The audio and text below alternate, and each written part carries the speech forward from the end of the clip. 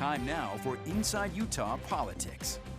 Thanks so much for joining us. I'm Glenn Mills. It is time to go inside Utah politics, and we do begin this morning with Isom, candidate for U.S. Senate. Ali, welcome to the show. Great to have you here.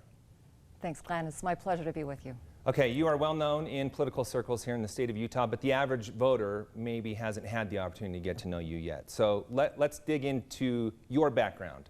What is it that you have done throughout your career and life that you believe qualifies you to be a U.S. Senator? Well, I think I bring a different kind of experience than other candidates might bring. I have experience in public policy as Governor Herbert's Deputy Chief of Staff Communications Director and spokesperson. And then I have experience in the private sector as an executive for Evoke Nano, which is a local nanotech company.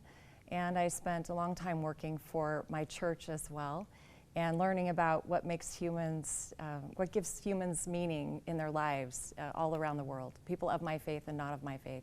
So I think I bring a wealth of professional experience, but my personal background is not one of pedigree or wealth. I grew up in a family where we didn't have a lot, and I learned to make the most of what I had, the opportunities I had, and had some great role models and a mother who, as a single mom, worked really hard to keep food on the table and move her family forward. And then I grabbed opportunity when I could. As a high school debater, I came to BYU on scholarship.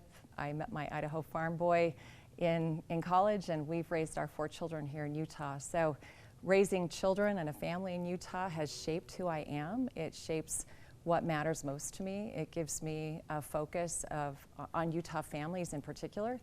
And I think I bring something a little bit different than the other candidates in this race. Ali, let's talk about your interest in a seat in the U.S. Senate. You take a look at what's going on in Washington today, and sure, there are some bipartisan efforts, but there's a lot of partisanship too. More and more over the last few years, people who would make quality candidates have said, no thanks, not interested. Why are you? It's a tough decision. It's not one I made lightly at all. We sat down as a family and talked about this, and my kids and my husband were in far sooner than I was, and we've since bought a 5th-wheel trailer and a new truck, and we've christened it the All In, because my kids and my husband said, Mom, we are all in. And I recognize how serious or how significant this challenge is. I have no illusions about what it takes organizationally or financially, but I feel like it's time in this country for good people to get off the sidelines and take back the dialogue in a way that unites us and brings us together and helps us find solutions, rather than a way that divides us. And I feel that the dialogue has degraded to a point where we're dehumanizing people, we're marginalizing people, and I want to bring the humanity back to the public dialogue discussion. But as one person, how do you accomplish that? How do you go into it with that mindset and that goal? You know, I may be old-fashioned, but I think it's one conversation at a time. It's one dialogue at a time. It's building one relationship after another after another. I've built a career on bringing diverse people to a common table to find solutions that last, that are appropriate, that are meaningful. And I believe that that skill set will come in handy. I'd like to take a lot more of the Utah mindset to Washington, D.C. Okay, it's not impossible, but it's certainly a tougher climb when you take on an incumbent. Yeah. So talk about the timing. Why did you make the decision to challenge an incumbent as opposed to waiting for an open seat?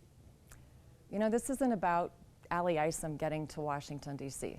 It isn't something that I've been looking to do and plotting for years. You know, you see people in political circles who watch for an opening. This is about this particular seat. This is about having someone in that seat who understands Utah, who's in touch with Utah. I've been walking a mile in every community in this state, and I've pledged to complete that walk by the time the election hits, because I believe you can't represent people you don't know or places you've never been. And I feel like the incumbent is out of touch with what matters most to Utah, and his behavior indicates that he's had enough of Washington, D.C., and it's time for him to come home. So I think I bring something very different to the table than the current incumbent does, and I think we'd like to see a different kind of leadership. So polls I've seen recently indicate when you talk about the overall Utah, yes, his numbers are lower, but you have to go through the Republican Party to be able to beat him. And again, the latest polls I've seen, he's very popular within the Republican Party. So what's your strategy and what's your approach for taking that on? Well, the polls I've seen also show that more than a majority of Utah primary voters would like to see a change, that they think it's time for somebody else to serve, that 12 years is long enough to have made an impact in Washington, D.C. And when you stay in D.C. too long, you become tainted by D.C. And there are many people who would like him to come home. Let me remind you that in his last election, there was no Republican challenger, and the Democrat wasn't that strong of a challenger. My path is steep, but the path of the Democrat was even steeper. I believe it's time, and a Republican can take this seat. A Republican challenger can take the seat at this time, and Utahns are ready for that. Allie, let's talk about a time where you left the Republican Party, and you did that openly and publicly. Why did you do that? I know you weren't alone, but talk about why you did that at the time. At that time, I was working for the Church of Jesus Christ of Latter-day Saints, and I was working on women's issues, race issues, interfaith issues, LGBTQ issues, and I felt at that time that my party had been distracted by personalities and lost its focus on core conservative principles that make up the Republican Party.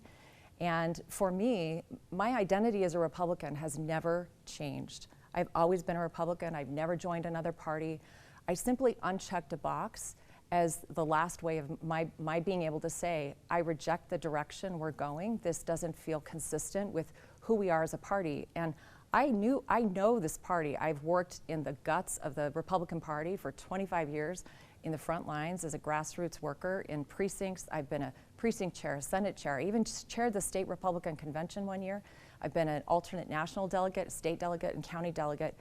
I know and I love the Republican Party. And for me, that's never changed. It was because I believe so much in the values of the party that I want to see the party go back to its core. I feel that we're at a pivot point, that the party's having an identity crisis. And if we don't get back to who we are and the fundamentals of who we are, we will become irrelevant. So I'm inviting people back to the party and saying, let's reclaim our voices within this party. Let's make sure we're focused again on the fundamentals of the Republican Party, and let's take the principles on which we all agree and believe in to the future and make a difference in this country. So there's no doubt this will be used against you in this race, though. So what is your message to those who would say you should have just stayed in the party and worked to change from within instead of publicly leaving?